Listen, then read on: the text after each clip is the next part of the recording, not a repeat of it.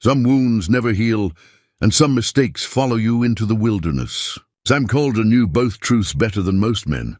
At 58, he lived alone in the Montana mountains, far from the world that had taken everything from him. The former Marine had built his life around silence and solitude.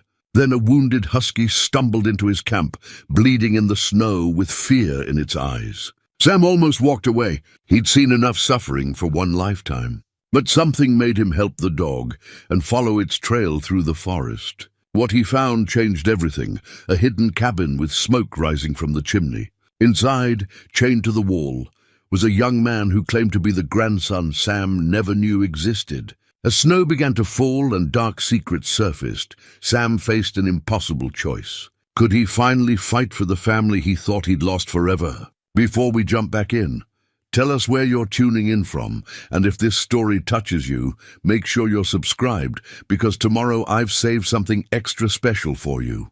The morning mist clung to the valley floor like old ghosts refusing to leave, and Sam Calder figured that was fitting enough. He'd been living with ghosts for the better part of 2 decades, ever since he'd come home from Afghanistan, to find his world scattered like leaves in a hard wind. The cabin he'd built with his own hands sat perched on a rocky outcrop, 30 miles from the nearest road and a lifetime away from the man he used to be. Sam stepped onto his porch, coffee steaming in the crisp October air, and surveyed his domain. The morning ritual never changed. Coffee first, then a scan of the tree line for movement, checking the wind direction, noting which way the smoke from his chimney drifted. Old habits from the Corps, his drill instructor would have said. Old paranoia, his ex-wife would have corrected, back when she still bothered to correct him about anything. The mountains didn't judge, though. They simply endured, weathering storms and seasons with the kind of patience Sam had never managed with people.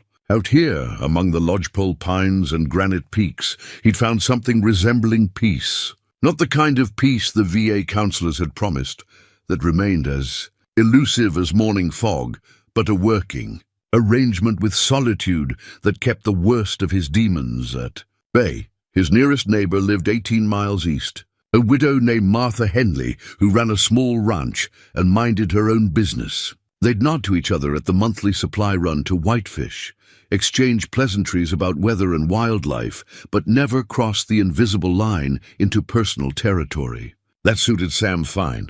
He'd learned that caring about people only gave fate more ways to hurt you. The husky appeared at the edge of his clearing just as Sam finished his second cup of coffee. At first, he thought it might be a wolf. They'd been ranging closer to human settlements lately, following the deer herds down from the high country. But as the animal limped into view, Sam could see the distinctive markings and build of a domestic dog, though this one carried itself with the wariness of something truly wild. Blood matted the fur along its left flank, and its blue eyes held the intelligence that made Sam's chest tighten with unwanted recognition. Those were the eyes of a survivor, someone who'd seen too much and trusted too little. Sam knew those eyes because he saw them in his mirror every morning. Well, hell, he muttered, setting down his mug. The last thing he needed was another responsibility, another living thing depending on him. He'd failed at that before, spectacularly and permanently. The dog stopped 20 feet away, ears pricked forward, but body tensed for flight. It studied Sam with the same careful assessment Sam had once used to evaluate potential threats in hostile territory. Neither moved for several long minutes, 2 damaged creatures taking each other's measure in the thin mountain air. Sam's military training had taught him to read situations quickly, to assess risks and make decisions based on incomplete information. The dog was hurt, possibly badly. It had sought out human contact despite obvious fear, which suggested desperation. And something about its behavior, the way it kept looking back toward the deeper forest, indicated it hadn't come alone. "You're not from around here, are you?" Sam said quietly, his voice rusty from disuse. The nearest neighbors with dogs lived too far away, and this animal had the lean build of a working breed, not the soft lines of a suburban pet. The husky's ears twitched at his voice,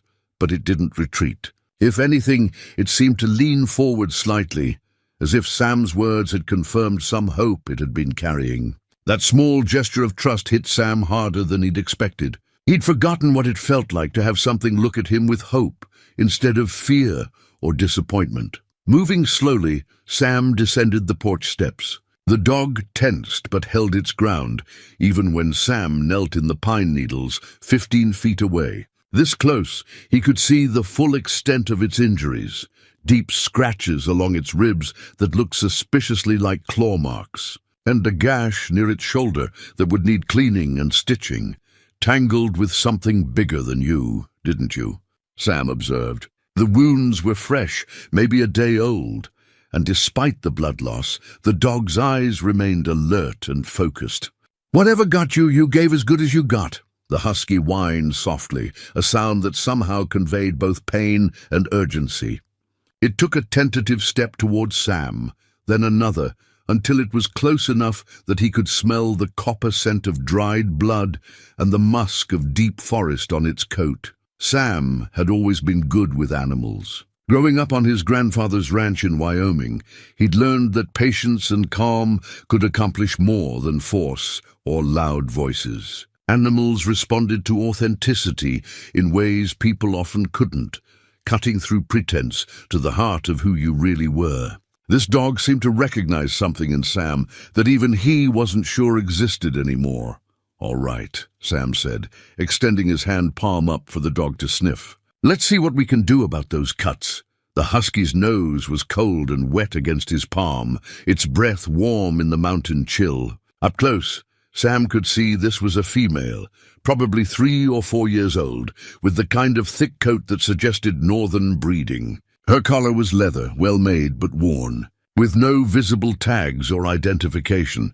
Leading the dog to his workshop behind the cabin, Sam gathered his veterinary supplies, a holdover from his ranching days when treating injured livestock was part of daily life. The husky submitted to his ministrations with remarkable patience, only flinching when he cleaned the deeper wounds with antiseptic. "You're tougher than you look," Sam murmured as he worked, his hands steady despite the years since he'd last done this kind of field medicine.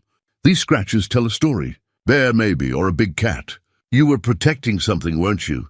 As if responding to his words, the dog lifted its head and looked toward the forest with unmistakable urgency. It whined again, a sound that seemed to carry layers of meaning.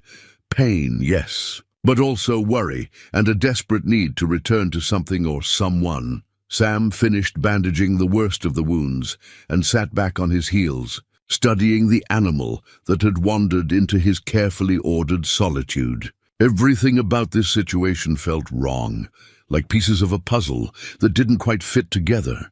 Dogs didn't just appear in the deep wilderness alone and injured. They came from somewhere, belonged to someone. "Where's your family, girl?" he asked.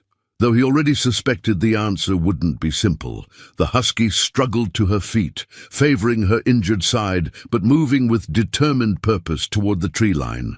She looked back at Sam expectantly, as if asking him to follow, then took several more steps into the forest before stopping again. Sam felt the familiar weight of decisions settling on his shoulders. He could let the dog go, return to his coffee and his solitude, and pretend this morning had never happened. That would be the smart choice, the safe choice. Or he could follow where this wounded animal led him, knowing that some paths, once taken, changed you in ways you couldn't predict or control. The rational part of his mind catalogued all the reasons to stay put. He'd built his life around avoiding complications, steering clear of situations that might drag him back into the world he'd left behind. Following an injured dog into unfamiliar territory was exactly the kind of impulsive decision that led to trouble.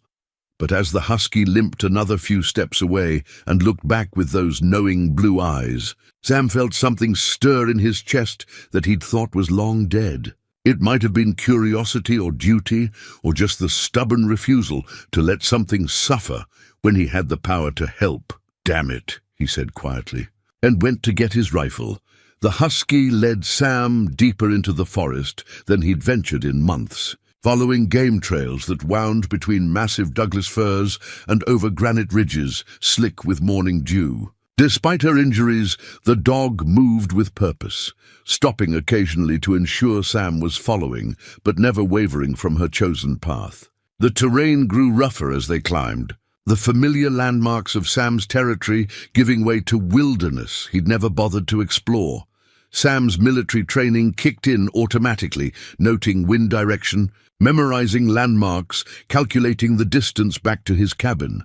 The 3006 felt comfortable in his hands, a weight that had become as natural as breathing during his years of hunting these mountains. But something about this journey felt different from his usual solo expeditions. The husky's urgency was infectious, and Sam found himself scanning the forest with renewed alertness. After an hour of steady climbing, the dog stopped at the crest of a wooded ridge and began to whine softly.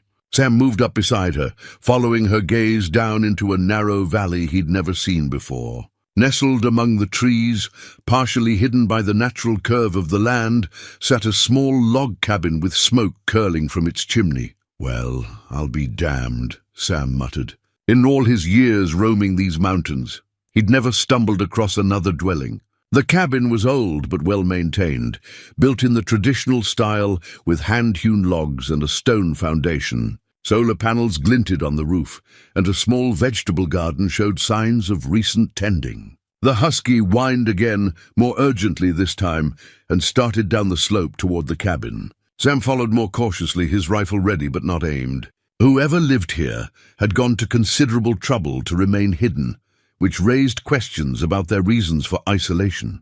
In his experience, people who disappeared into the wilderness fell into two categories: those running from something and those protecting something. Neither type appreciated unexpected visitors. As they approached the cabin, Sam noticed details that made his military instincts prickle with unease. The windows were covered with heavy shutters from the inside, despite the fact that natural light would be precious in this heavily forested location. A few chickens pecked in a wire enclosure, but there was no sign of human activity despite the smoke from the chimney. Most telling was the silence. No radio, no voices, no sounds of normal daily life. The husky bounded up to the cabin's front door and began scratching at the wood, whimpering with increasing desperation. Sam approached more slowly, noting the sturdy construction of the door and the multiple locks visible along its frame. This wasn't just a wilderness retreat, it was built like a fortress. "Hello?" Sam called out loud enough to be heard inside, but not so loud as to seem threatening. "Your dog's been injured. I've patched her up, but she led me here." Silence answered him, though he could swear he heard movement inside, a scraping sound, as if someone was trying to be quiet, but not succeeding entirely. The husky's whining grew more frantic, and she began pawing at the door with increasing desperation. Sam tried the door handle and found it locked, as expected. But as he stepped back, something caught his eye, scratches in the wood around the lock fresh enough that wood shavings still littered the ground below. Someone had forced this door recently, and not gently. The wrongness of the situation crystallized in Sam's mind like ice forming on a winter pond. An isolated cabin with multiple locks, forced entry, an injured dog desperate to get inside, and silence where there should have been human activity. Every instinct honed by years of combat and survival was screaming that he was walking into something dangerous, but the husky's distress was too genuine to ignore. She wasn't just trying to get home, she was trying to reach something or someone inside that cabin. Something that mattered enough for her to seek help from a stranger. Sam circled the cabin, looking for another way in. The back door was secured with a heavy padlock, and the shuttered windows showed no gaps large enough to see through. But near the rear of the structure, he found something that made his blood run cold. Dark stains in the dirt that looked suspiciously like dried blood, and drag marks leading from the cabin toward a small outbuilding. The shed was newer than the cabin, built with the same attention to security, but serving a very different purpose. As Sam approached, he could hear something from inside, a rhythmic sound like metal striking wood, faint but persistent. The shed's door stood slightly ajar, and through the gap, Sam could see movement in the shadows within. The husky had followed him around the cabin, and now she sat by the shed door, whining continuously. Her message was clear. Whatever she'd brought him here to find was inside that building. Sam approached the door with his rifle raised, every sense alert for danger. The metallic tapping continued, regular as a heartbeat. And beneath it, he could hear something else, the sound of labored breathing and what might have been muffled words. He pushed the door open with the barrel of his rifle and stepped inside, letting his eyes adjust to the dim interior. What he saw made him lower his weapon in shock and disbelief. A young man, probably in his early 20s, was chained to the far wall of the shed. Heavy links of steel secured him at both wrists and ankles, with enough slack to allow him to sit or stand, but not enough to reach the door. He was painfully thin, his clothes torn and filthy, and his dark hair hung in matted tangles around his face. But it was his eyes that stopped Sam cold, blue eyes that held the same intelligence and wariness Sam had seen in the husky, and something else that made his heart skip a beat. Those eyes were familiar in a way that reached back through decades of memory. The young man had been using a small piece of metal, probably torn from his chains, to tap against the wooden wall. When he saw Sam, he stopped his desperate signaling and stared with a mixture of hope and terror. "Please," the young man whispered, his voice hoarse from disuse or shouting. "Please, you have to help me. They'll be back soon." Sam found himself unable to move, unable to speak, as his mind tried to process what he was seeing. The bone structure of the young man's face, the set of his shoulders, even the way he held his head, all of it was achingly familiar. It was like looking at a ghost or a photograph come to life. "What's your name?" Sam managed to ask, though he was afraid of the answer. The young man's eyes never left Sam's face as he answered. Danny Calder. "And if you're who I think you are, you're my grandfather." The words hit Sam like a physical blow, driving the air from his lungs and making the world tilt around him. Calder, the name he'd carried through war and loss, the name his daughter had borne before she disappeared into the maze of addiction and bad choices that had ultimately claimed her life. Or so he'd thought. "That's impossible," Sam said. But even as the words left his mouth, he could see the truth written in the young man's features. This was Sarah's child, the grandson he'd never known existed. "Sarah died 5 years ago. Overdose." Danny's expression shifted from hope to desperate urgency. "She didn't die. She's alive, but she's in trouble. Bad trouble. And the men who took me, they're looking for her. They think you know where she is." The shed seemed to spin around Sam as the implications crashed over him. Sarah alive, a grandson he'd never met, been dangerous enough to chain a young man in a wilderness shed. And somewhere in the middle of it all, the daughter he'd failed to save was still out there, still in danger. "Who took you?" Sam asked, though he was already moving toward Danny, examining the chains that held him. "I don't know their names. They grabbed me 3 days ago from my apartment in Missoula. They kept asking about Sarah, about where she was hiding. When I told them I didn't know, they brought me here." Danny's voice cracked with exhaustion and fear. "They said if I was lying, they'd make me tell the truth. And if I wasn't lying, they'd use me as bait." Sam pulled out his knife and began examining the chains, looking for weak points. The metal was heavy gauge, designed to hold much more than a malnourished young man, but the brackets securing them to the wall showed more promise. Someone had installed them quickly, without the patience for proper anchoring. Bait for what? Sam asked, though he was beginning to understand. "For you. They said Sarah would come for me and you'd come for Sarah. They said family always comes for family, eventually." Danny's eyes met Sam's with devastating clarity. They were right, weren't they? As Sam worked to free his grandson, his mind was already racing ahead to the implications. Whoever had taken Danny knew enough about the Calder family to understand their connections, which meant they'd been watching and planning for some time. They knew about Sam's isolation, about his skills, and they'd calculated that family loyalty would override his careful distance from the world. They'd been absolutely right.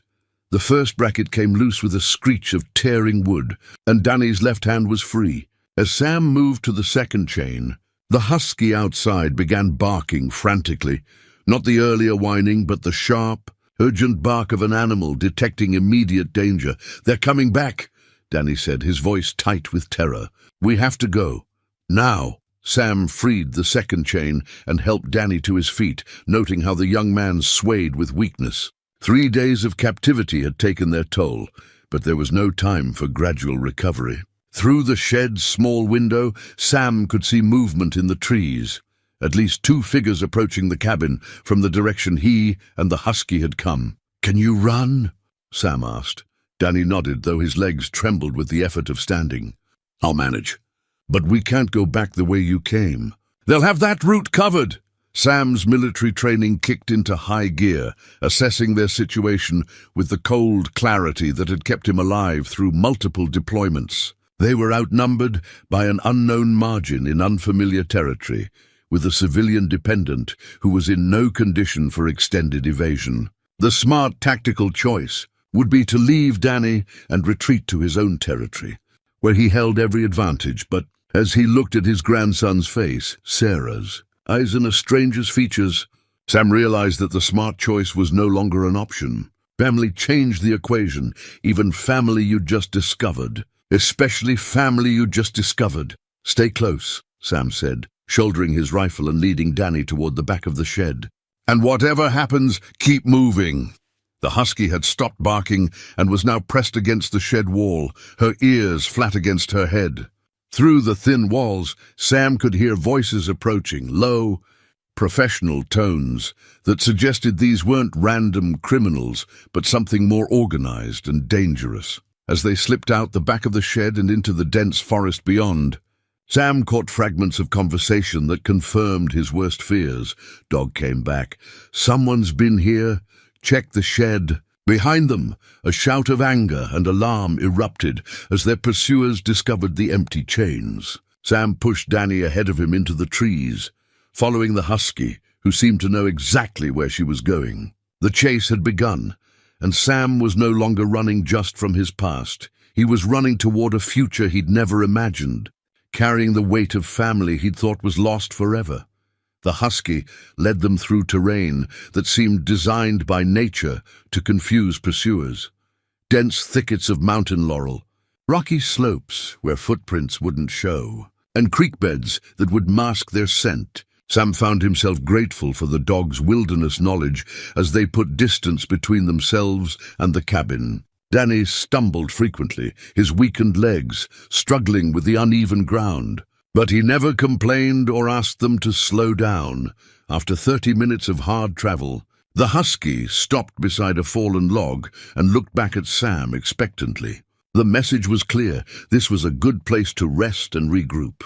Sam helped Danny sit on the moss-covered trunk and took his first good look at his grandson in daylight filtered through the forest canopy. The family resemblance was undeniable once you knew what to look for. Danny had Sarah's eyes and Sam's own stubborn jawline, but there was something else in his bearing, a quiet strength that reminded Sam of his father. The boy had been through hell, but he wasn't broken. That said something important about his character. "We need to talk," Sam said, settling beside Danny on the log.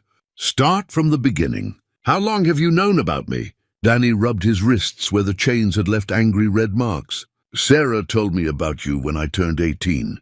Said you were career military, served in Afghanistan. She said you came home changed, that you and she fought about everything, and eventually you just left." He looked up at Sam with careful assessment. "She also said you were the toughest man she'd ever known, and that if anyone could help us, it would be you." Sam felt the familiar weight of old guilt settling on his chest. "I didn't leave her. She left me. Drugs, bad boyfriends, stealing money for her next fix. I tried to help, but she was too far gone," Danny finished quietly. "Yeah, she told me about that part too. Said she put you through hell before she figured out how to get clean." The words hit Sam like a physical blow. "Clean? Sarah's clean?" 3 years now.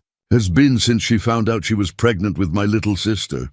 Danny's voice carried a mixture of pride and protectiveness. "She's been working as a nurse in Spokane, trying to rebuild her life. That's where this whole mess started." Sam felt the world shift around him again. Not only was Sarah alive and clean, but he had another grandchild he'd never met. The mathematical impossibility of it all made his head spin. Danny was clearly in his early 20s, which meant Sarah had been pregnant when she disappeared from his life. She'd been carrying his grandchild while he'd been writing her off as a lost cause. "Tell me about these men," Sam said, pushing his personal revelations aside to focus on the immediate threat. "What do they want with Sarah?" Danny's expression darkened. "Sarah works at Sacred Heart Hospital. About 2 weeks ago, she was assigned to a patient who'd been brought in after a car accident. Gunshot wounds, but the story didn't add up. She started asking questions. And then she recognized him from a news report about a missing federal witness. The pieces began clicking together in Sam's mind, with the systematic precision of a rifle being assembled. Witness protection. She thinks so. The man kept asking for someone named Agent Morrison, but the hospital had no record of any federal contact. Sarah got suspicious and did some digging on her own time, found out the patient's real identity, discovered he was supposed to be in federal custody. Danny paused, glancing around the forest as if expecting their pursuers to emerge from behind every tree. That's when things got scary. Sam pulled out his water bottle and handed it to Danny, noting how the young man's hands shook slightly as he drank. 3 days of captivity would do that to anyone. But there was more here. The bone-deep exhaustion of someone who'd been living with fear for longer than just a few days. Sarah started noticing cars following her home from work. Danny continued. Phone calls where no one spoke when she answered. Then someone broke into her apartment while she was at work, didn't take anything valuable, just went through her papers. He wiped his mouth with the back of his hand. She called me, told me to pack light and meet her at a safe house she'd arranged. But they grabbed me before I could get there. The husky, who had been standing guard at the edge of their small clearing, suddenly tensed and looked back the way they'd come. Her ears pricked forward, and a low growl rumbled in her throat. Sam was on his feet instantly, rifle ready, motioning for Danny to stay low behind the fallen log. Through the forest, Sam could hear the distant sound of men moving through underbrush, at least 2, possibly 3, traveling with the careful deliberation of people who knew their business. They were following the trail, but not quickly, which suggested they were being methodical rather than desperate. "Can you keep moving?" Sam whispered to Danny. Danny nodded, though Sam could see the effort it cost him to stand again. The husky was already moving, picking her way carefully through the trees toward higher ground. Sam knew this terrain well enough to understand her strategy. If they could reach the ridgeline, they'd have multiple escape routes and better defensive positions. They moved in silence for another 20 minutes, Sam bringing up the rear and occasionally stopping to listen for pursuit. The men behind them were skilled, but they were following a trail through unfamiliar territory, while Sam was operating in his element. Every fallen tree, every hidden stream, every game trail was part of a map he'd been building in his mind for years. As they climbed toward the ridge, Danny began to falter more noticeably. His breathing was labored, and despite the cool mountain air, sweat beaded on his forehead.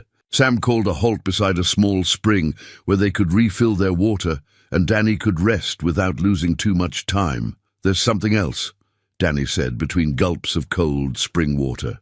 "Something Sarah discovered about that patient. She thinks he wasn't just a witness. She thinks he was a federal agent working undercover. And whoever shot him, they wanted him to disappear permanently." Sam felt the familiar chill of recognition that came with understanding just how deep a hole they'd fallen into. A missing federal agent meant multiple agencies would be involved, along with whoever had been trying to kill him in the first place. It meant Sarah hadn't just stumbled into the wrong place at the wrong time.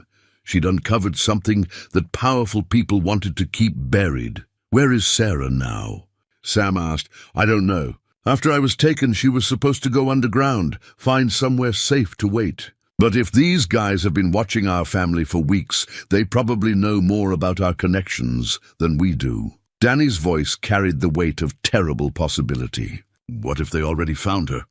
The husky suddenly lifted her head, ears swiveling toward the sound of voices carried on the wind. Closer now, close enough that Sam could make out individual words if he strained to listen. Professional voices, calm and patient, discussing search patterns and terrain features with the vocabulary of people who'd done this before. Sam helped Danny to his feet, his mind already calculating distances and possibilities. His cabin was still miles away, but there were other options. Old hunting camps, natural shelters, places where they could hole up and plan their next move. But first, they needed to understand exactly what they were dealing with. "Those men back there," Sam said, as they resumed their climb toward the ridge. "Did you get a look at them? Hear any names?" Danny shook his head. "They kept their faces covered, never used names around me. But they moved like soldiers, you know, like they'd done this kind of thing before. And they had equipment, radios, GPS units, night vision gear. This wasn't some random kidnapping for ransom." Sam processed this information as they walked, his military experience cataloging the implications. Professional kidnappers with government-grade equipment suggested either federal agents operating outside their authority or private contractors with serious backing. Either way, it meant they were dealing with people who had resources, training, and probably legal cover for their actions. As they reached the ridgeline, the husky stopped and looked back one more time, her intelligent eyes meeting Sam's with what seemed like satisfaction. She'd done her job, brought help to her family and guided them to safety. Now her expression seemed to say, the real work could begin. Sam looked out over the valley spread below them, seeing his peaceful mountain retreat with new eyes. Somewhere out there, his daughter was hiding from people who wanted her dead for doing the right thing. His grandson had been tortured and used as bait in a game Sam was only beginning to understand. And the life of careful isolation he'd built over the past 20 years was about to be tested in ways he'd never imagined. But as he watched Danny straighten his shoulders and prepare for whatever came next, Sam felt something he hadn't experienced in decades, the fierce, protective instinct of family loyalty. For the first time since coming home from the war, he had something worth fighting for that wasn't just about survival. The hunt was on, but now Sam Calder was no longer just the prey. From the ridgeline, Sam could see for miles in every direction, rolling mountains covered in dense forest, with only the occasional glint of water or clearing to break the endless canopy of green. It was beautiful country, but more importantly for their current situation, it was defensible country. The terrain favored anyone who knew it well over those who didn't, and Sam had been learning these mountains for 20 years.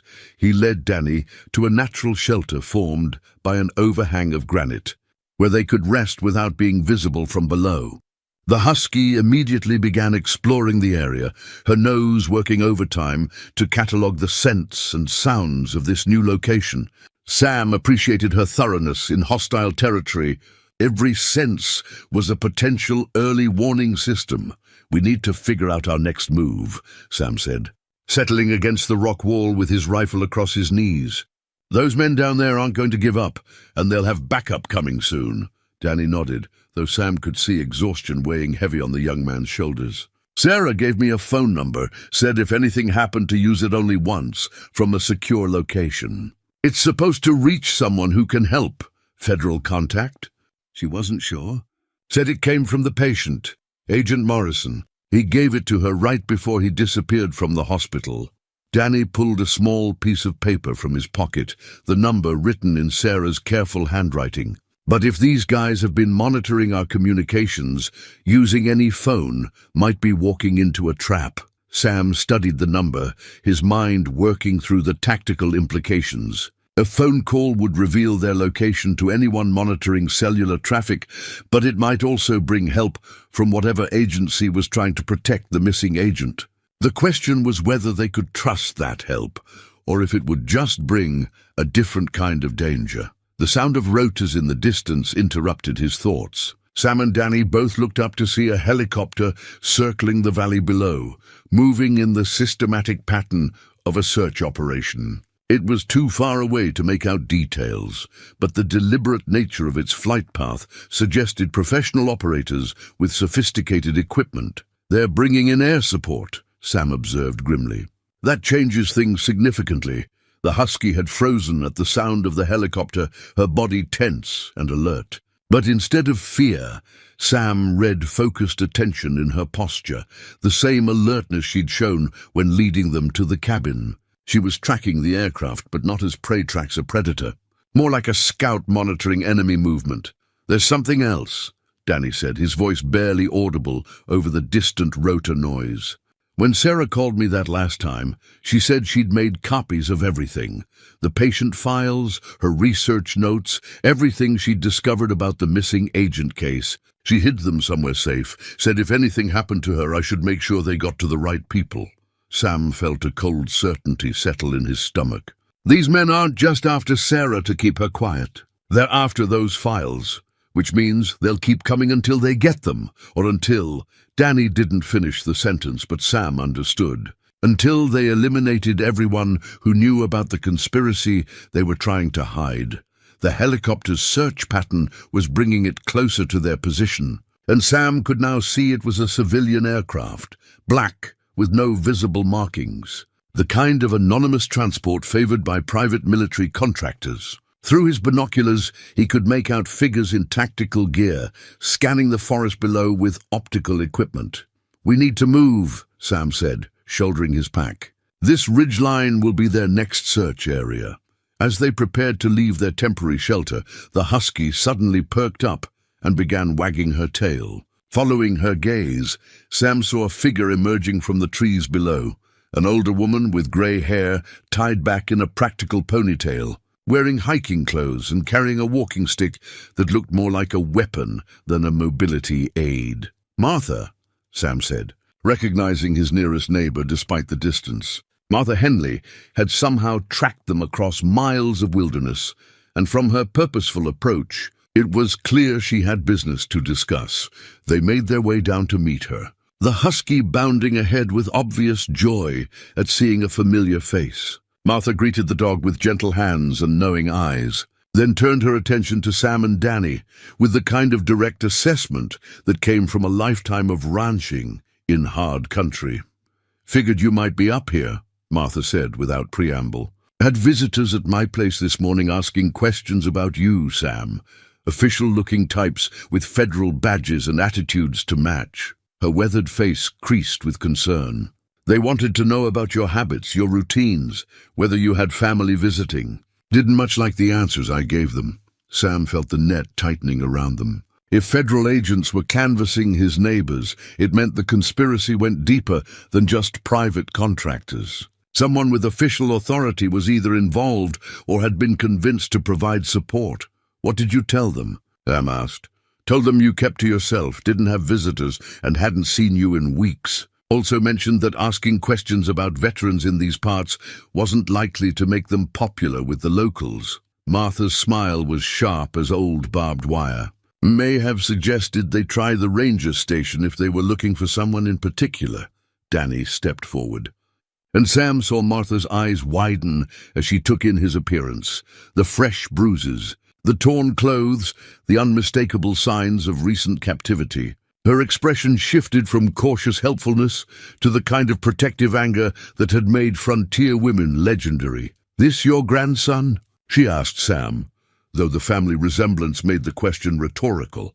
"Danny Calder," Sam confirmed. "And we're in more trouble than a few federal badges can solve." Martha nodded, as if she'd expected as much. "Figured that when I saw the helicopter. Haven't seen air support in these mountains since that meth lab bust 5 years back." She gestured toward a game trail that led deeper into the wilderness. "My late husband used to run hunting parties through this country. Know every camp, every shelter, every bolt hole between here and the Canadian border. If you need to disappear for a while, I can help with that." The offer was generous, but Sam could see the risk it posed to Martha. Helping them would make her a target, and at her age, she didn't deserve to be dragged into a fight that wasn't hers. "Can't ask you to do that," Sam said. "These people are dangerous, and they're not going to respect your age or your status as a civilian." Martha's laugh was dry as autumn leaves. "Son, I've been living alone on a mountain ranch for 15 years since my husband passed. Had bears in my chicken coop, wolves after my cattle, and more than one drifter who thought a lone woman was easy prey. I didn't survive all that by being afraid of a fight. The helicopter was circling closer now, its search pattern tightening around their general area. Soon, they would need to make a decision about their next move, and time was running out for careful deliberation. There's an old hunting cabin about 6 miles north of here, Martha continued. Haven't been used in years, but it's still solid. Solar power, well, water, enough supplies to last a week or two. More importantly, it's hidden in terrain that would take local knowledge to find. Sam weighed their options. They could continue running on their own, staying ahead of their pursuers through wilderness skills and determination. But Danny was already exhausted, and they had no supplies for an extended evasion. Martha's offer provided not just shelter, but the local knowledge that could make the difference between escape and capture. What's the catch? Sam asked, because in his experience, there was always a catch. No catch, Martha said simply. But I want to hear the whole story once we're somewhere safe. And if these federal boys are really as bad as they seem, I want to help you do something about it. The husky had been listening to this exchange with obvious intelligence, and now she moved to Martha's side and sat down, as if casting her vote for the offered assistance. Danny looked to Sam with questions in his eyes, but also with hope, the first real hope Sam had seen since finding him chained in that shed. Above them, the helicopter completed another sweep and began moving toward the eastern ridges. They had a window of opportunity, but it wouldn't last long. Professional search teams operated on the principle of persistent pressure. If one approach didn't work, they would try another and another until they either found their target or forced them into making a mistake. All right, Sam decided. But if this goes bad, you get out and don't look back. Martha shouldered her pack with the efficiency of someone who'd been hiking these mountains longer than Sam had been alive. Won't go bad if we're smart about it. And being smart means not traveling in a group. I'll take a different route, meet you at the cabin after dark. Less chance of all of us being spotted together. As they prepared to split up, Martha pulled a small handheld radio from her pack and handed it to Sam. Channel 7, but keep transmissions short and coded. If I say weather's changing, it means trouble heading your way. The old woman melted back into the forest with the sure-footed confidence of someone truly at home in the wilderness. Sam watched her go with a mixture of admiration and worry. In less than 24 hours, his carefully isolated existence had expanded to include a grandson he'd never known, and a neighbor whose loyalty might cost her everything. But as he led Danny toward the promised sanctuary, Sam realized that the weight of responsibility felt different this time. Instead of the crushing burden he'd carried after Afghanistan, this felt like purpose, something worth the risk, worth the fight. Worth whatever sacrifice might be required. The husky ranged ahead of them, alert and confident, and Sam found himself grateful once again for the wounded animal that had led him back into the world of human connection. Sometimes, he reflected, salvation came in the most unexpected forms. The hunting cabin sat in a natural depression surrounded by towering pines, invisible from any direction until you were practically on top of it. Martha hadn't exaggerated its concealment. Even Sam's trained eye had trouble picking out the structure until they were within 50 yards. The building was old but solid, constructed with the kind of practical craftsmanship that prioritized function over appearance. Danny collapsed onto a rough-hewn bench beside the cabin door, his face gray with exhaustion. The 6-mile hike through difficult terrain had pushed him to his limits, but he'd never complained or asked them to slow down. Sam recognized that kind of quiet determination. It was a Calder trait, passed down through generations of people who'd learned to endure whatever life threw at them.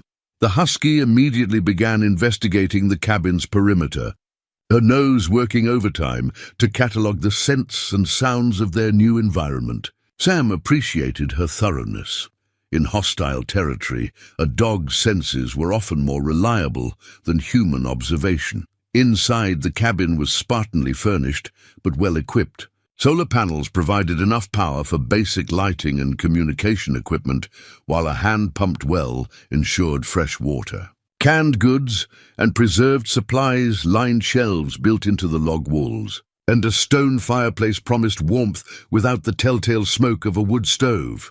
"This'll do," Sam said, settling his rifle in a corner where it would be quickly accessible. "Martha knows her business," Danny managed a weak smile. "Reminds me of the cabin Sarah and I used to visit when I was little, before everything went wrong with her addiction."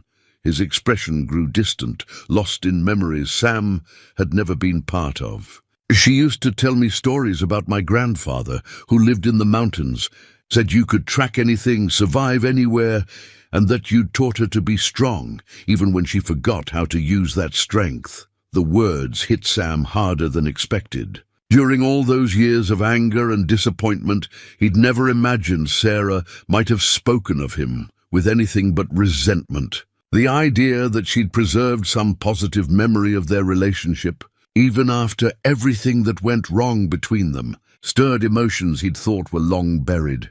"Tell me about her now," Sam said, settling into a chair across from Danny. "What's she like since she got clean?" Danny's face brightened with obvious affection. "Different, focused. She works double shifts at the hospital because she says helping people gives her purpose. And she's a good mom to Emma. That's my little sister. Really good. Patient and funny and fierce when she needs to be." He paused, then added quietly, "She talks about you sometimes. Wonders if you'd be proud of who she became." Before Sam could respond to that emotional gut punch, the radio Martha had given him crackled to life. Her voice came through the static, calm but urgent, weather's changing fast. Storm front moving in from the east. Sam was on his feet instantly, moving to the window. Through the trees, he could see lights moving in the distance, multiple sources spread out in what looked like a coordinated search pattern. Their pursuers had expanded their operation and were now conducting a systematic sweep of the area. "How many?" Danny asked, reading the tension in Sam's posture. "Hard to tell. At least 6 search teams, maybe more." Sam counted the lights, noting their spacing and movement patterns. "They're being methodical about it, which means they have time and resources to burn." The husky had positioned herself by the door, ears pricked and body tense.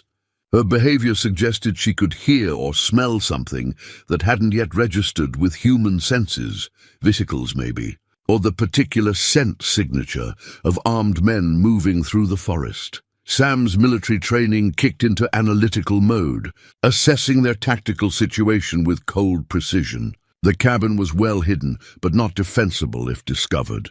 They had limited ammunition, no backup, and a civilian dependent who was in no condition for extended combat operations. Worst of all, they were operating on incomplete intelligence about their enemy's capabilities and intentions. The radio crackled again. "Multiple vehicles on Forest Service Road 247, heading your direction but moving slow, like they're checking turnoffs." Sam checked his map, correlating Martha's report with their current position. Road 247 ran roughly parallel to their location, about 2 miles east, which meant the search teams were working their way systematically through every possible hiding place in the area. "We need to talk about Sarah's files," Sam said, turning back to Danny.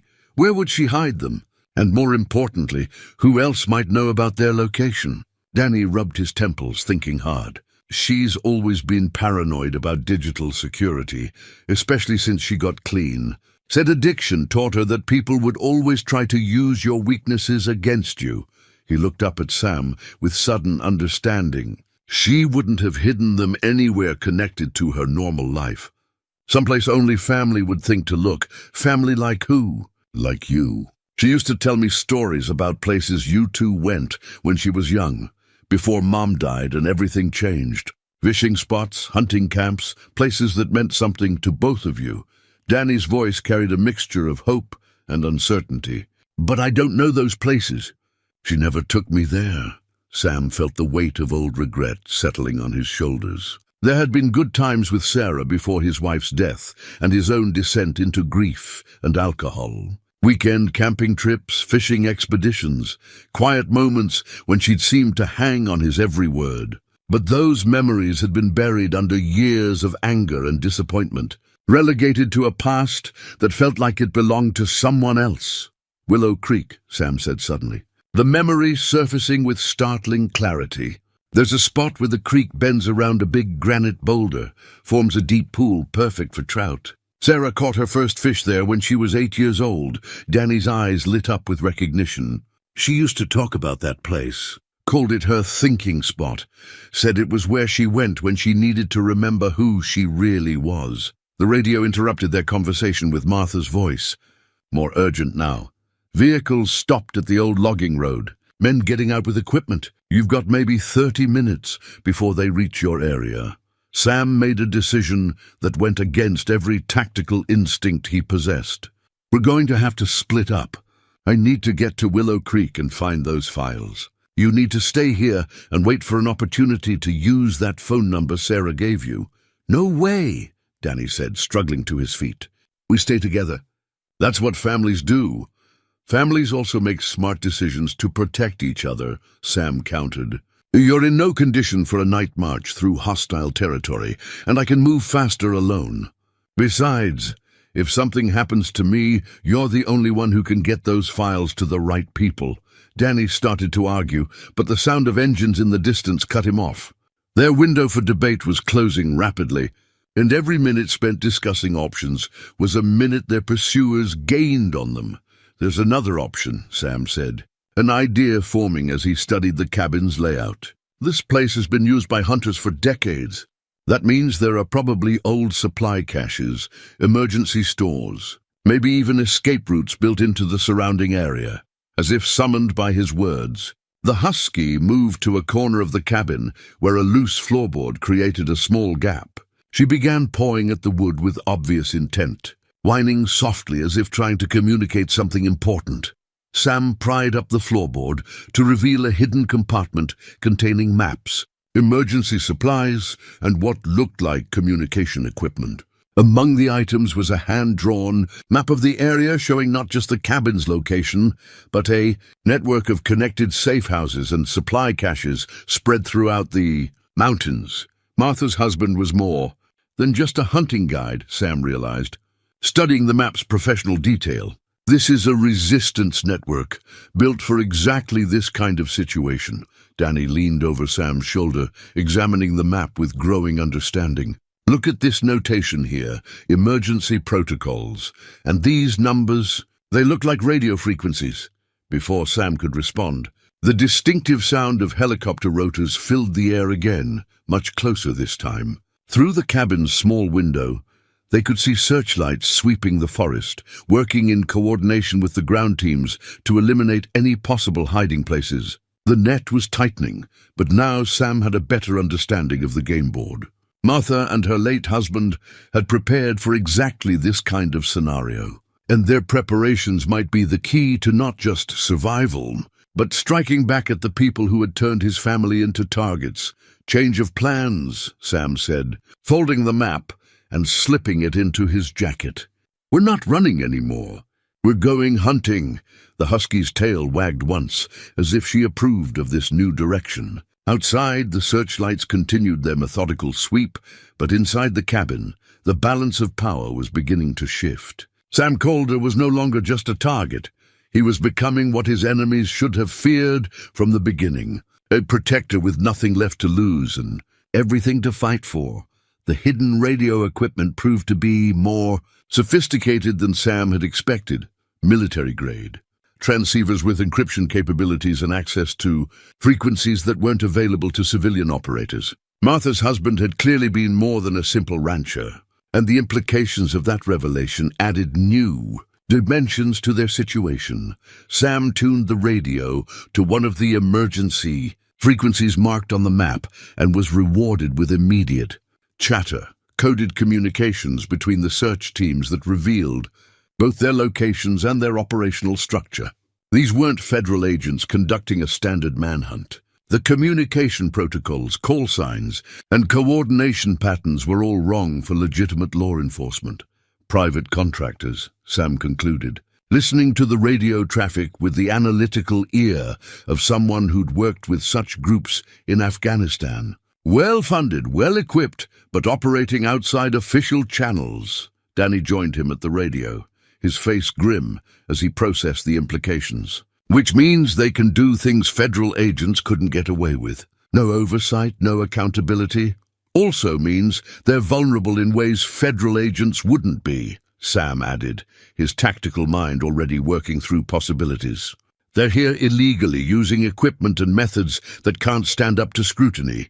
If we can force them into the light, expose what they're doing. The radio crackled with a new transmission that made both men freeze. A voice Sam didn't recognize was speaking with cold professionalism. Base, this is Hunter 1. No sign of primary targets at grid reference 77 Alpha. Moving to next search quadrant. But it was the response that chilled Sam's blood. Copy Hunter 1. Be advised, secondary asset has been secured. Package is en route to holding facility. Danny grabbed Sam's arm, his face white with terror. Secondary asset. That's Sarah. They found her. Sam felt the familiar surge of combat adrenaline, the mixture of rage and focus that had carried him through the worst moments of his military service. But this time, the stakes were personal in a way they'd never been before. This wasn't about completing a mission or protecting fellow soldiers. This was about family, about the daughter he'd failed once and couldn't afford to fail again. We need more information, Sam said, forcing himself to remain calm despite the fire burning in his chest. Location, timeline, how many people are guarding her, as if responding to his need. Martha's voice came through the radio on their emergency frequency. Package delivered to the old mining complex on Copper Ridge. Heavy security, multiple vehicles, helicopter support still active. Sam knew the location, an abandoned copper mine about 15 miles north of their current position. It had been closed for decades, but the infrastructure remained. Buildings, power lines, even a landing pad that had been used for heavy equipment transport. It was isolated, defensible, and far enough from civilization that screams wouldn't carry. It's a trap, Danny said, reading Sam's expression correctly. They're using Sarah to draw us in, just like they used me. Of course it's a trap, Sam agreed. But that doesn't change what we have to do. The husky had been listening to their conversation with the kind of focused attention that suggested she understood more than most people would credit. Now she moved to the cabin door and looked back at them expectantly, as if asking when they were going to stop talking and start moving. Sam studied the map more carefully, noting the terrain features around Copper Ridge. The mining complex sat in a natural bowl, surrounded by steep slopes, excellent for containing prisoners, but terrible for defenders if someone could reach the high ground. More importantly, the old mine had been connected to a network of service roads and maintenance tunnels that might provide covert access to the facility. There's something else, Sam said, pointing to a notation on the map. Emergency Cache 7 is marked right here, less than 2 miles from the mining complex. If Martha's husband was as thorough as he appears to be, that cache might contain exactly what we need for a rescue operation. Danny was studying the map with the intensity of someone whose life depended on understanding every detail. What kind of cache? Won't know until we get there, but given everything else we've found, I'm hoping for weapons, explosives, maybe even surveillance equipment. Sam folded the map and slipped it back into his jacket. Professional gear for professional problems. The radio chatter continued in the background, providing a running commentary on the search operation that was slowly converging on their area. The hunters were being methodical, but they were also growing frustrated by their lack of success. Frustrated operators made mistakes, and mistakes created opportunities. I'm going with you, Danny said, his voice carrying the kind of quiet determination that brooked no argument. You're barely standing, Sam pointed out. This kind of operation requires someone who knows Sarah, who can identify her from a distance, who can call her name and have her trust the voice she hears. Danny's eyes met Sam's with unflinching resolve. You're the tactical expert, but I'm the one she'll follow without question. Sam wanted to argue, but he could see the logic in Danny's reasoning. More than that, He could see the steel beneath the young man's exhausted exterior, the same stubbornness that had carried Sarah through recovery and carried Sam through 20 years of combat deployments. Family loyalty was both their greatest strength and their most dangerous vulnerability. All right, Sam decided. But we do this smart. No heroics, no unnecessary risks. We get in, get Sarah, and get out. If the situation goes bad, you follow my orders without question. Danny nodded, then moved to the window where he could watch the approaching searchlights. How long do we have before they reach this area? Sam checked his watch and calculated distances based on the radio chatter. Maybe 20 minutes. Enough time to gather what we need and start moving toward the cache. As they prepared to leave the cabin, Sam took a moment to appreciate what Martha and her husband had built. This wasn't just a network of safe houses and supply caches. It was a testament to the kind of quiet preparation that had always characterized mountain people. They understood that sometimes the authorities couldn't or wouldn't help, and they prepared accordingly. The husky was already at the door, her body language indicating she was ready to move. Sam shouldered his rifle and checked his ammunition, noting that he was down to less than 30 rounds. Whatever they found at the emergency cache would have to supplement their limited firepower. There's one more thing, Danny said as they prepared to leave. That phone number Sarah gave me, what if we use it not to call for help, but to set up our own trap? Sam paused, considering the tactical implications. Explain.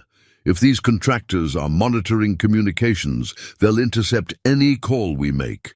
But what if we want them to intercept it?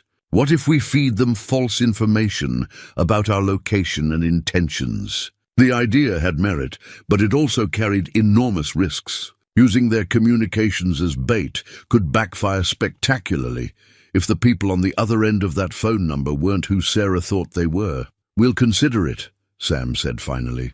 But first, let's see what tools we have to work with. As they slipped out of the cabin and into the forest night, Sam felt the familiar weight of impending combat settling on his shoulders. But this time, instead of the hollow purposelessness that had characterized his military service, he felt something different, the fierce protectiveness of family loyalty, tempered by hard-won wisdom and focused by tactical necessity. Behind them, searchlights continued their methodical sweep of the forest. But the hunters were about to discover that they'd made a fundamental miscalculation. They'd assumed Sam Calder was just another broken veteran hiding from the world. They were about to learn that some men don't break, they just wait for something worth fighting for. The husky ranged ahead of them through the darkness, her pale coat almost ghost-like in the filtered moonlight. She moved with purpose and confidence, as if she understood that the time for running was over and the time for fighting had begun. Sam found himself grateful once again for the wounded animal that had led him back into the world of human connection. Sometimes, he reflected as they made their way toward the emergency cache. Salvation and damnation arrived in the same package. Tonight, he intended to find out which one he was carrying. Emergency Cache 7 was hidden beneath what looked like a natural rockfall, but Sam's trained eye could see the deliberate arrangement of stones that concealed a reinforced entrance. The husky had led them directly to it, confirming Sam's growing suspicion that she was far more than just a lost pet. She was part of the network, trained to know these locations and guide people to them. The cache itself was a marvel of preparation and paranoia. Sealed containers held weapons, ammunition, surveillance equipment, medical supplies, and communication gear that would have impressed military quartermasters. But it was the documents Sam found in a waterproof case that changed everything he thought he understood about their situation. Jesus Christ, Sam breathed, reading by the light of a red-filtered flashlight. The papers were copies of federal personnel files, surveillance reports, and what appeared to be operational summaries from multiple government agencies. Danny, you need to see this. Danny looked over Sam's shoulder as he spread the documents on a flat rock. The first file was labeled Operation Clean Slate and contained detailed profiles of federal agents who had gone missing over the past 2 years. The missing patient from Sarah's hospital, Agent Morrison, was just one of dozens. It's not a witness protection case, Danny said, his voice tight with understanding. It's something much bigger. Sam continued reading, his military experience helping him parse the bureaucratic language and operational details. What emerged was a picture of systematic corruption that reached deep into multiple federal agencies. Someone had been eliminating agents who had stumbled onto evidence of a conspiracy involving drug trafficking, weapons smuggling, and the murder of federal officers who couldn't be bought or intimidated. "Look at this," Sam said, pointing to a list of names. Agent Morrison wasn't just a random target. He was part of a task force investigating corruption in federal law enforcement. The other names on this list, they're all dead or missing. The husky whined softly, and Sam looked up to see her staring back toward the forest with tense alertness. Through the trees, he could see lights moving in their direction, not the systematic search pattern they'd observed before, but the rapid movement of people who knew exactly where they were going. They're not searching anymore, Sam realized with cold certainty. They're coming straight for us. Danny grabbed the most critical documents while Sam gathered weapons and ammunition from the cache. Among the equipment was a night vision scope that would give them a significant advantage in darkness, and enough C4 explosive to level a small building. But it was the final document in the case that stopped Sam cold. A personnel file with his own photograph clipped to the cover. According to the report, Samuel Calder was not just a random veteran hiding in the mountains. He was a person of interest in a federal investigation, suspected of having information about corrupt operations he'd witnessed during his military service. "They've been watching you for years," Danny said, reading over Sam's shoulder. "This whole thing, Sarah's discovery, my kidnapping, even the husky finding your camp, none of it was coincidence." The truth hit Sam like a physical blow. He'd thought he was protecting his family from a conspiracy Sarah had accidentally uncovered. In reality, he was the primary target, and his family had been used as leverage to draw him out of hiding. Every decision he'd made since finding the wounded husky had been anticipated and manipulated by people who understood his psychological profile better than he understood it himself. "The corruption investigation," Sam said, the pieces falling into place with horrible clarity.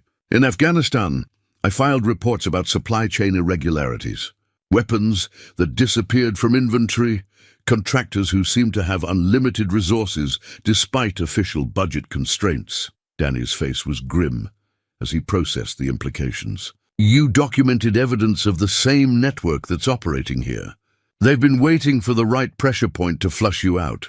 The approaching lights were closer now, and Sam could hear vehicles moving along the Forest Service roads. But instead of panic, he felt a strange sense of relief. For 20 years, he'd been carrying the weight of suspicions he'd never been able to prove, doubts about operations that had never made sense, guilt over fellow soldiers who died in circumstances that felt wrong. Now finally he knew his instincts had been correct. "How many people do you think are involved?" Danny asked as they prepared to move.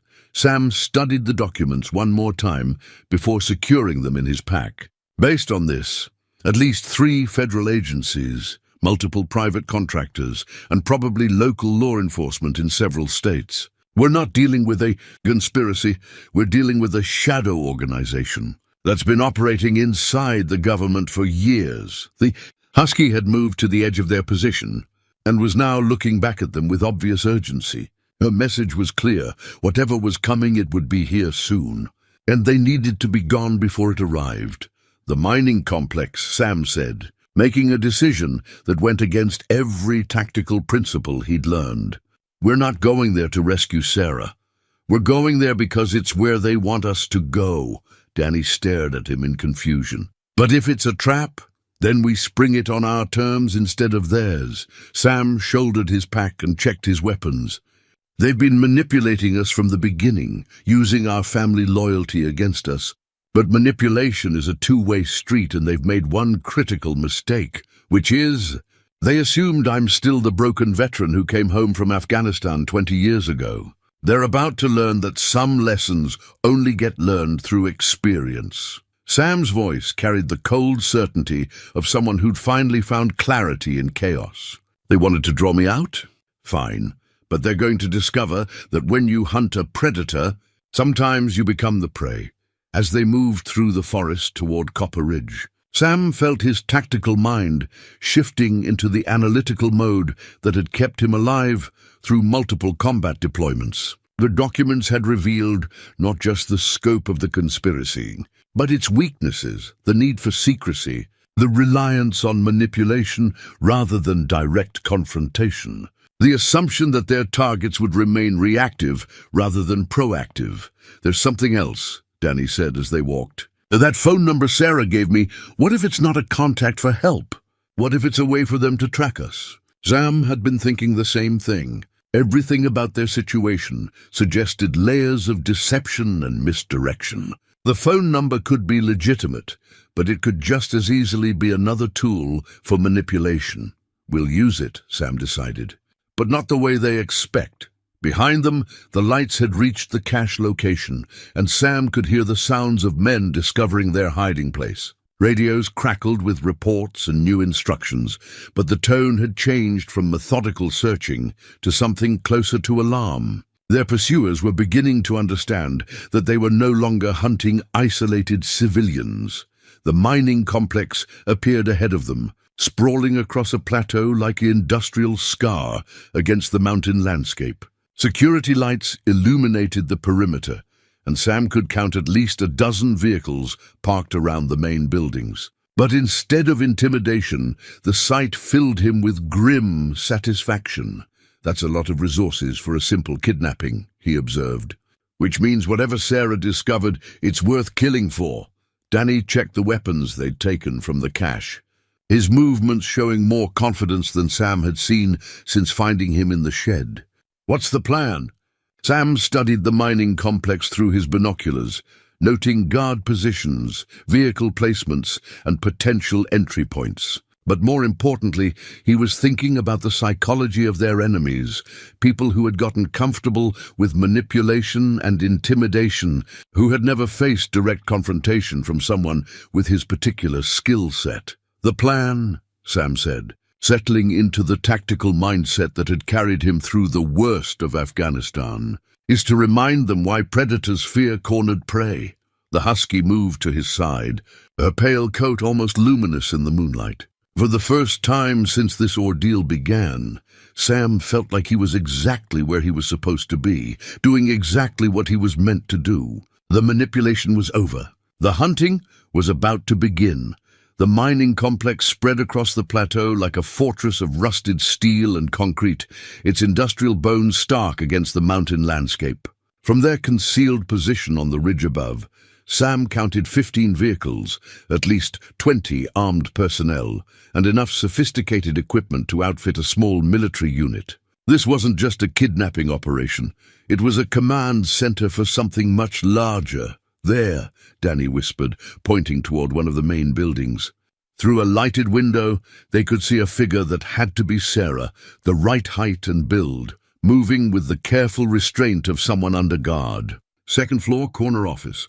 "She's alive." Sam adjusted his night vision scope and confirmed the identification. Sarah was indeed alive and appeared unharmed, though she was clearly being held under close supervision. 2 guards were visible in the room with her, and Sam could see others stationed at various points throughout the complex.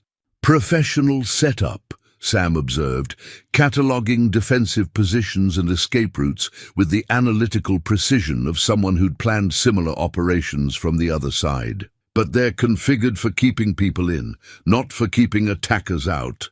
The husky had positioned herself at the edge of their hiding place, her body tense and alert.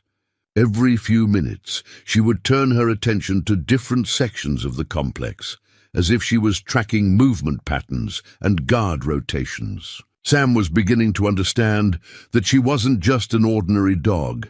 She'd been trained for reconnaissance, probably by Martha's husband, as part of his resistance network. Danny pulled out the documents they'd retrieved from the cache, studying them by the dim light of a red-filtered flashlight. "According to this, The mining complex has been used as a staging area for operations across the Pacific Northwest. Drug distribution, weapons trafficking, elimination of federal witnesses, all coordinated from here. Sam felt a cold certainty settle in his stomach. The scope of the conspiracy was larger than he'd imagined, and Sarah's discovery at the hospital had threatened to expose years of carefully orchestrated criminal activity. No wonder they'd been willing to mobilize this many resources to contain the situation. "There's something else," Danny continued, his voice tight with concern. "This document mentions a timeline. They're planning to move operations to a new facility within the next 48 hours. After that, all evidence here gets destroyed, along with any witnesses," Sam added grimly. The implication was clear. Sarah, Danny, and himself were all loose ends that needed to be eliminated before the operation relocated. Time was running out faster than he'd realized. Sam pulled out the radio equipment they'd taken from the cache and began scanning frequencies, looking for the communication channels their enemies were using. It didn't take long to find them, the same professional chatter he'd been monitoring earlier, but now with increased urgency and references to accelerated timelines. "Base, this is Overwatch. Perimeter secure, no movement detected in sectors 7 through 12. Copy, Overwatch. Be advised, cleanup crew arrives at 600. All packages need to be processed before then." Danny's face went white as he processed the meaning of that transmission. Cleanup crew. They're not planning to relocate. They're planning to eliminate everything and everyone. Sam checked his watch. It was just past midnight, which gave them less than 6 hours before the situation became irreversible. But as he studied the complex through his scope, a plan was beginning to form, not just for rescue, but for something more ambitious. "That phone number Sarah gave you," Sam said suddenly. "We're going to use it, but not the way they expect."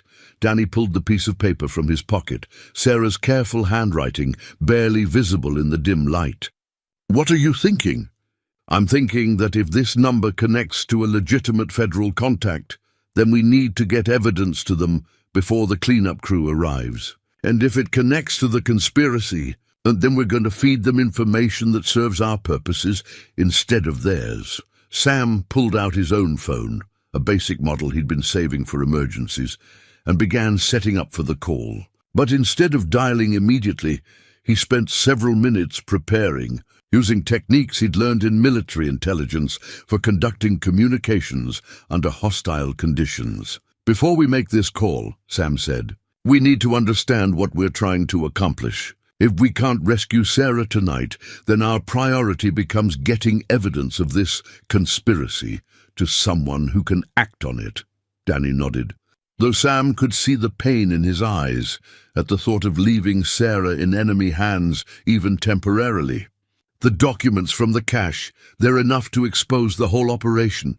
"More than enough, but only if they reach the right people. And right now, we don't know who the right people are." Sam studied the mining complex one more time, noting details that might be crucial for the plan forming in his mind. "That's what this phone call is going to determine." The husky suddenly perked up, her ears swiveling toward a sound Sam couldn't detect. But within seconds, he heard it too, the distant sound of helicopter rotors growing steadily louder. Through his scope, he could see increased activity around the complex as guards took positions and vehicles moved into defensive formations. "They're expecting company," Sam realized. "The cleanup crew is arriving early." As the helicopter approached, Sam could see it was a military transport, the kind used for moving large numbers of personnel quickly and quietly. This wasn't just about eliminating witnesses anymore. This was about shutting down the entire operation and relocating it somewhere even more secure. "We're out of time," Danny said, stating the obvious. Sam made a decision that went against every cautious instinct he'd developed over 20 years of survival in hostile territory. "No, we're not. We're exactly where we need to be, when we need to be here." He pulled out the C4 explosive they'd taken from the cache, along with the detonators and timer mechanisms. If they couldn't rescue Sarah immediately, they could do something else. They could ensure that the evidence of the conspiracy survived, even if they didn't. "What are you planning?" And Danny asked, though his tone suggested he already knew he wasn't going to like the answer.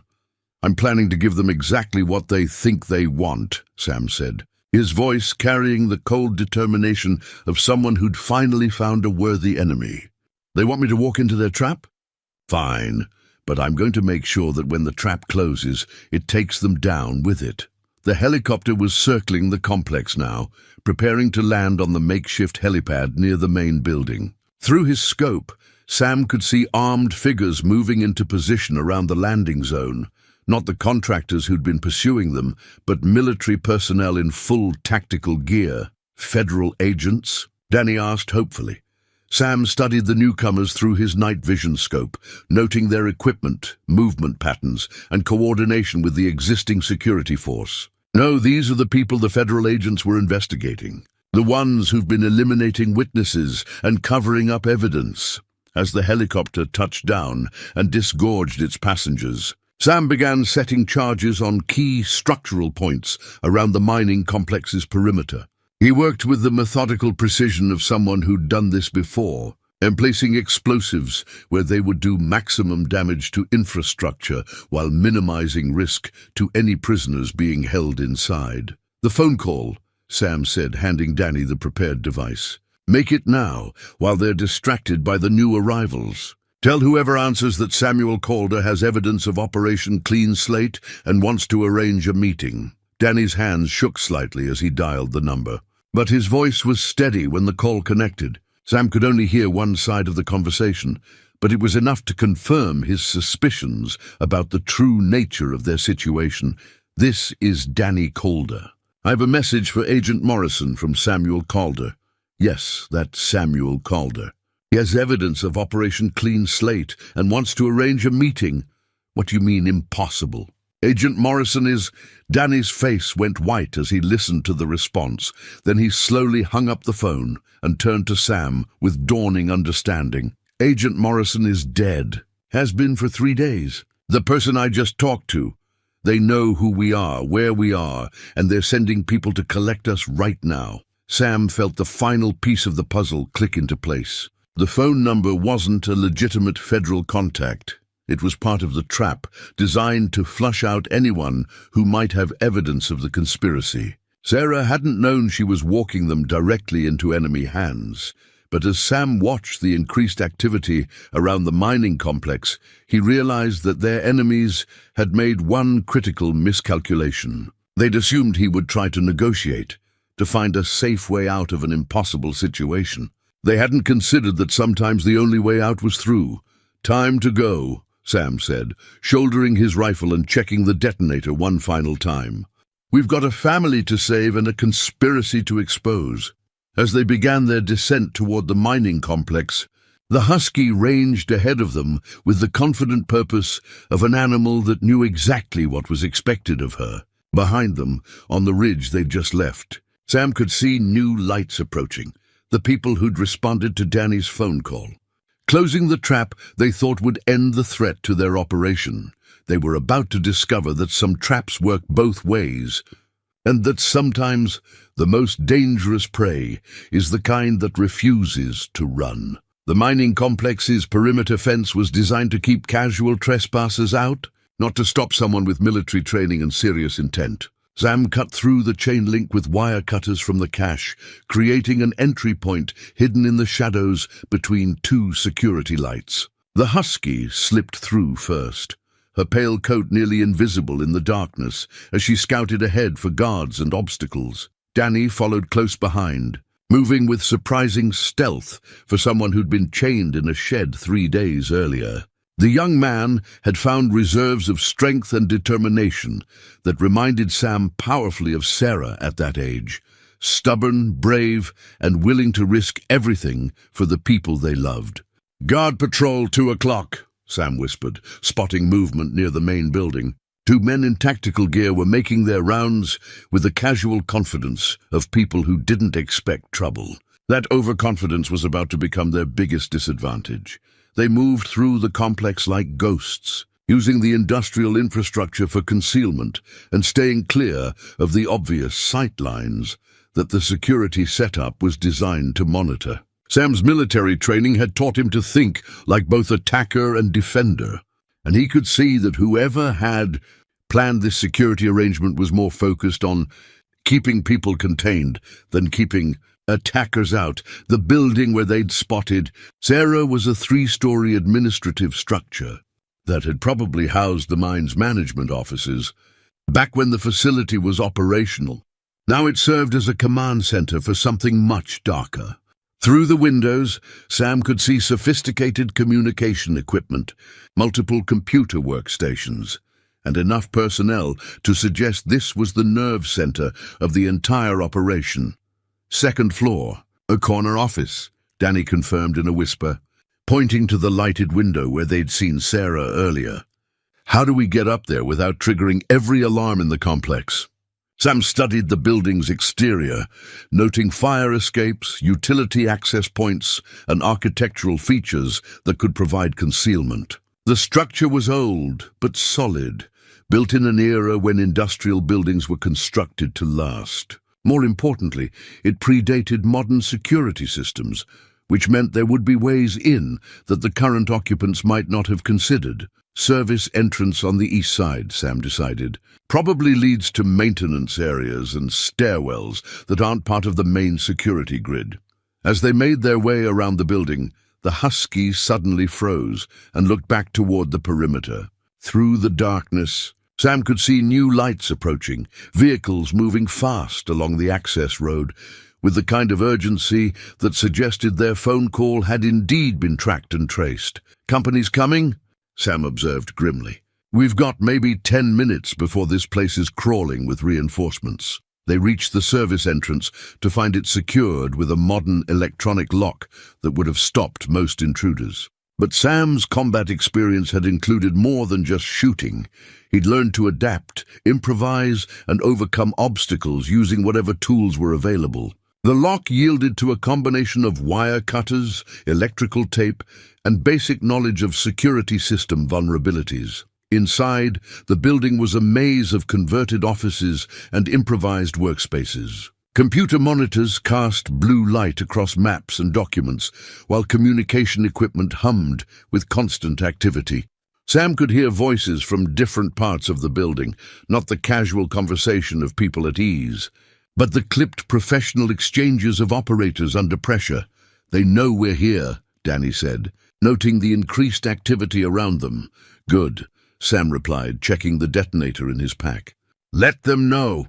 It's too late for them to change their plans, but it might make them hurry, and hurried people make mistakes." They found the stairwell Sam had hoped for, a utilitarian passage that connected the building's 3 floors without passing through the main corridors where security would be heaviest. As they climbed toward the 2nd floor, Sam could hear voices becoming more distinct, including one that made Danny stop in his tracks.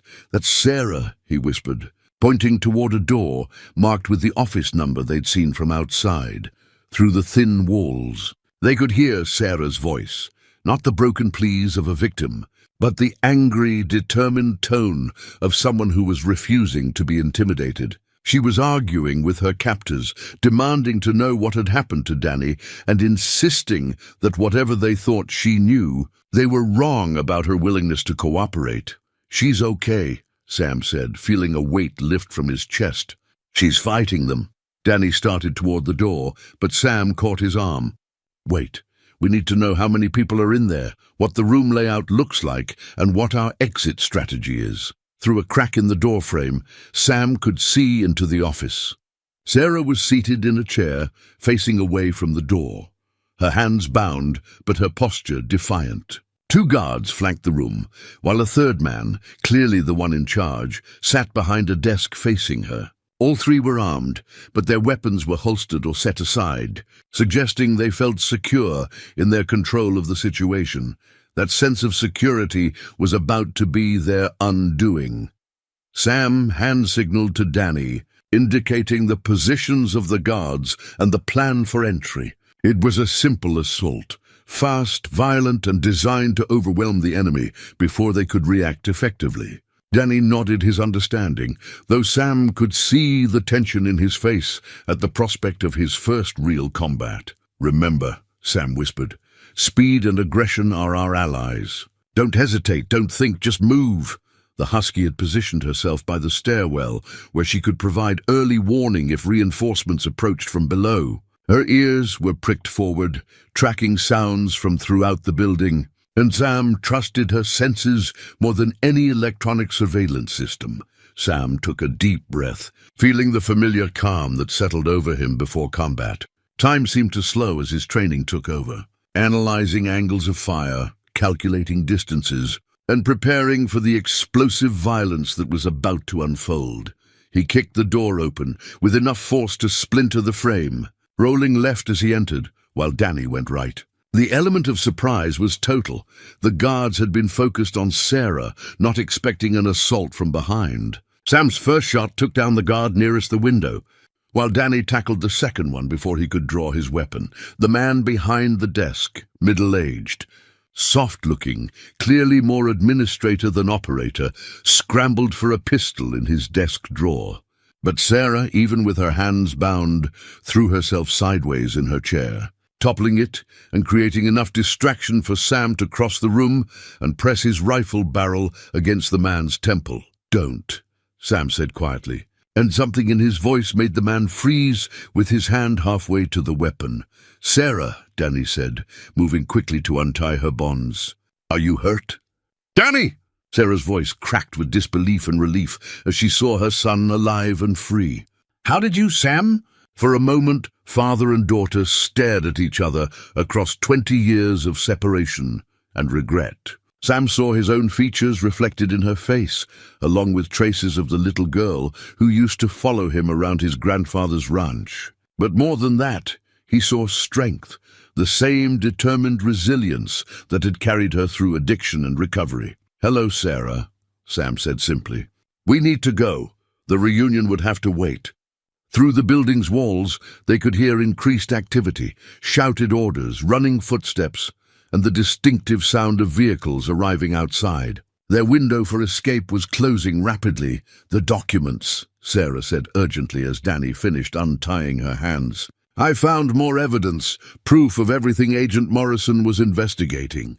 It's hidden in—" "Later," Sam interrupted, though he was grateful to learn that Sarah had been thinking tactically even while captive. "Right now, we focus on getting out alive." The man behind the desk had remained motionless during their exchange, but Sam could see calculation in his eyes, the look of someone waiting for an opportunity to turn the situation to his advantage. That patience suggested professional training and experience with hostage situations. "What's your name?" Sam asked, increasing the pressure of the rifle barrel against the man's skull. "Colonel Marcus Webb," the man replied with the kind of calm that came from years of military service. "Retired Army Intelligence. And you're Master Sergeant Samuel Calder, though I suppose it's just Sam now." The familiarity in Webb's voice sent chills down Sam's spine. This wasn't a random encounter. Webb knew who he was, knew his service record, and had probably been planning this confrontation for longer than Sam realized. "You've been watching me," Sam said, stating the obvious. "For years. Ever since you filed those reports from Afghanistan about supply irregularities and missing equipment. Did you really think we wouldn't notice when someone started documenting evidence of our operations?"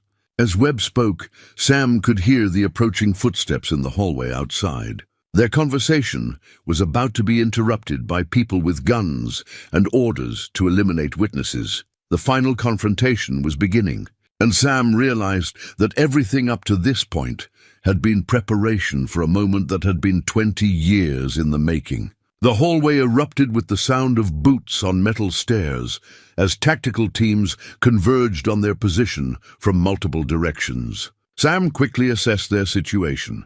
Second floor of a 3-story building, limited exits, and professional operators who knew the terrain better than he did. But he also had advantages. Surprise was gone, but initiative remained. And desperate people, with nothing to lose, could accomplish things that seemed impossible to those who fought by rules. "Window," Sam ordered. motioning Sarah and Danny toward the corner office's large window that faced the rear of the complex. "There's a fire escape." Colonel Webb smiled with cold satisfaction as he heard his reinforcements approaching. "You're too late, Calder. This operation has been 20 years in the making. Your interference tonight is nothing more than a minor inconvenience." Sam kept his rifle trained on Webb while helping Sarah to her feet. Up close, his daughter looked older than her years, marked by the struggles she'd endured, but her eyes held the same fierce intelligence he remembered from her childhood. Whatever had happened to her during their years apart, it hadn't broken her spirit. "The fire escape is blocked," Sarah said, looking out the window. "They've got people positioned to cover all the exits." Through the glass, Sam could see muzzle flashes and tactical lights as more teams took positions around the building. Webb's people had learned from their earlier encounters. This time, they weren't taking chances with half measures or assumptions about their target's capabilities. The door to the office suddenly splintered inward as someone applied a breaching charge from the hallway. Sam spun and fired 3 quick shots through the opening, buying them precious seconds as the assault team regrouped. But he could hear more footsteps on the stairs and the sound of helicopters approaching from outside. "Danny!" Sam called out.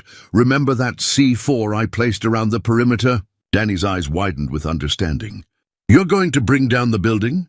"Just the parts we don't need," Sam replied, pulling out the detonator. "Sometimes the best way out of a trap is to change the shape of the cage."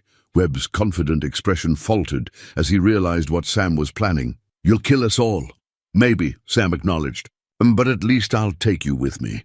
The explosion, when it came, was precisely controlled. Shape charges that Sam had placed to collapse specific sections of the building while leaving the central structure intact. The effect was immediate and dramatic.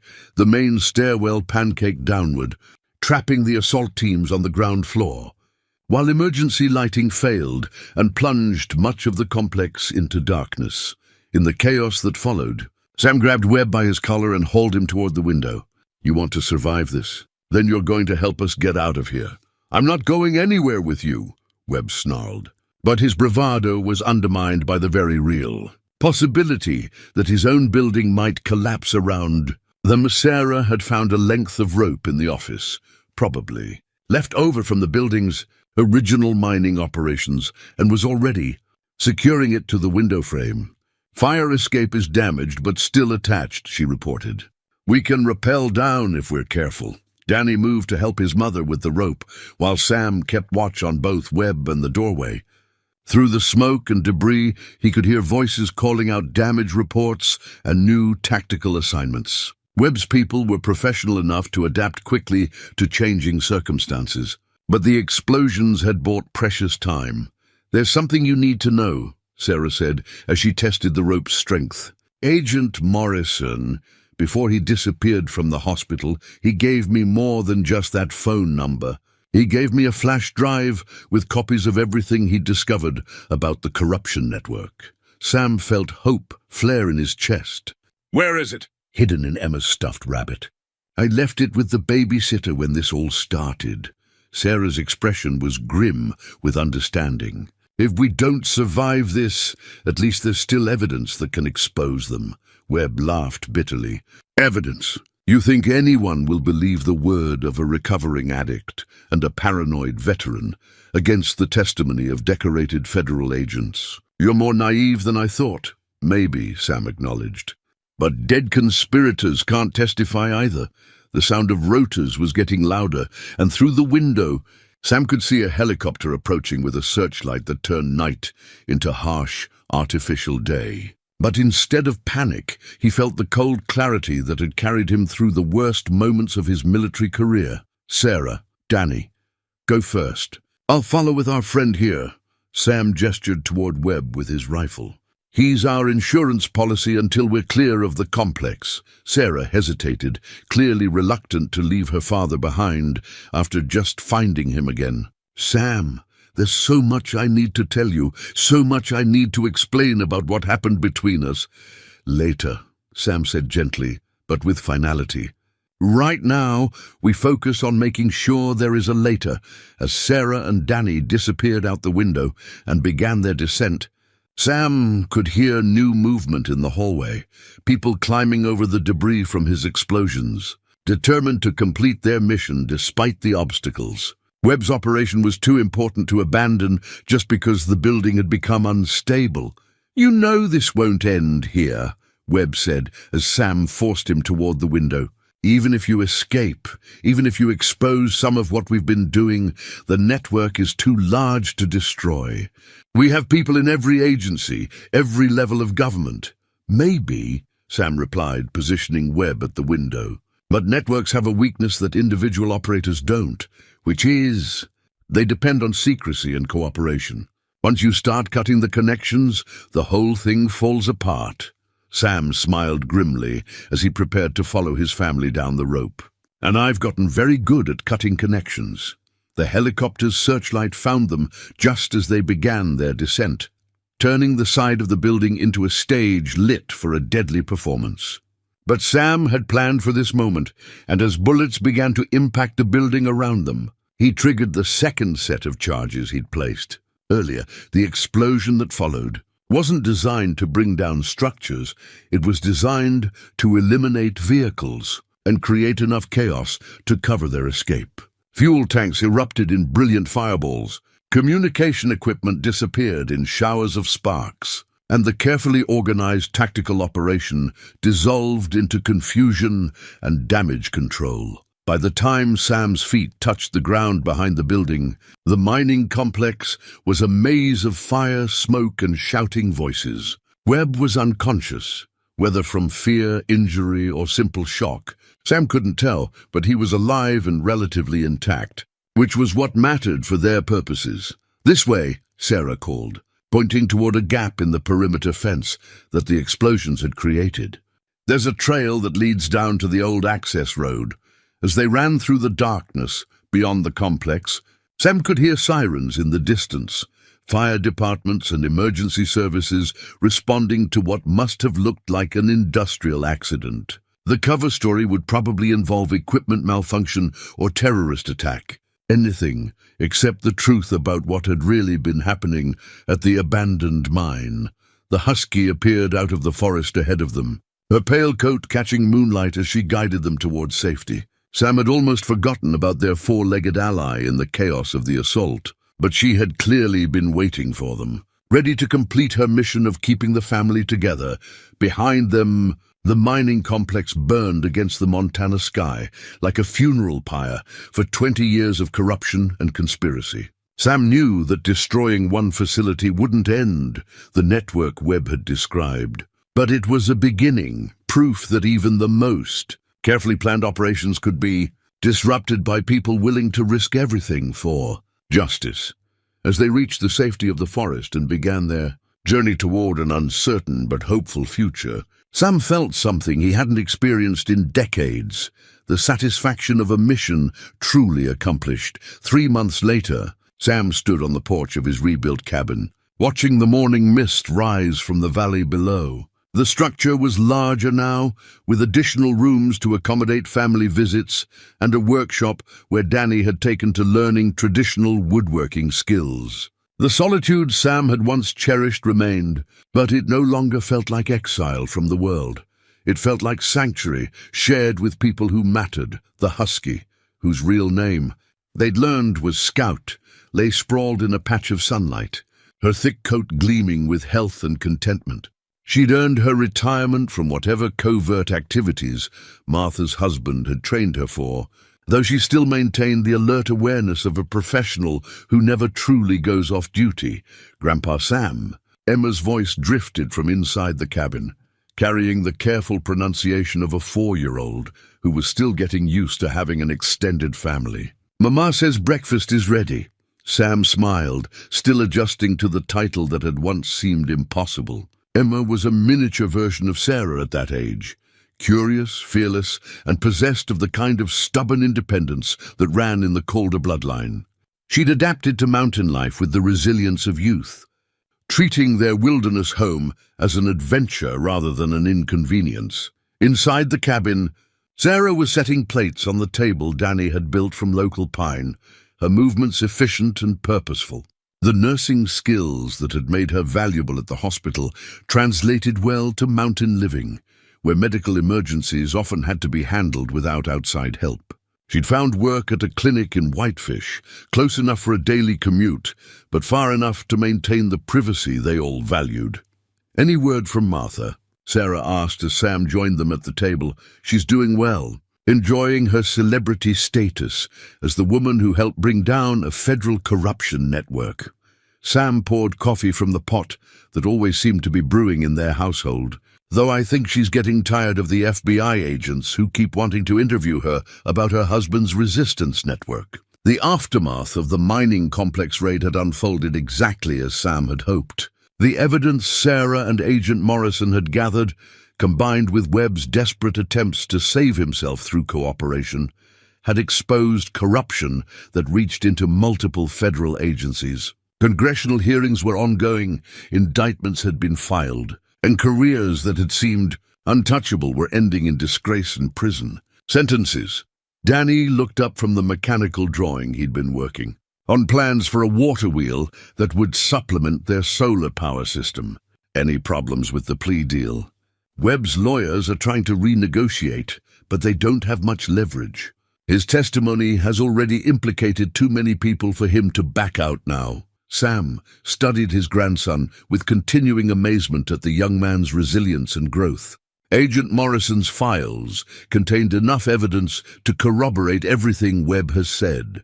The real Agent Morrison had been found alive in a private medical facility in Nevada, recovering from injuries that were much more severe than the cover story had suggested. His survival and subsequent testimony had been the final piece needed to unravel a conspiracy that had operated for over 2 decades. "What about the others? The people who got away?"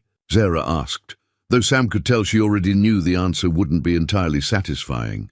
"Some will escape justice, at least in the legal sense. Networks this large always have people who are smart enough to insulate themselves from direct evidence." Sam met his daughter's eyes across the table. "But their operation is broken. The mining complex was a critical node, and destroying it has forced them to reorganize in ways that make them vulnerable to further investigation." Emma looked up from her coloring book, her young face serious with the weight of adult conversation she didn't quite understand. "Are the bad men gone?" "The ones who were hunting us are gone," Sam assured her, "and there are good people working to catch the rest." It was an oversimplification, but not untrue.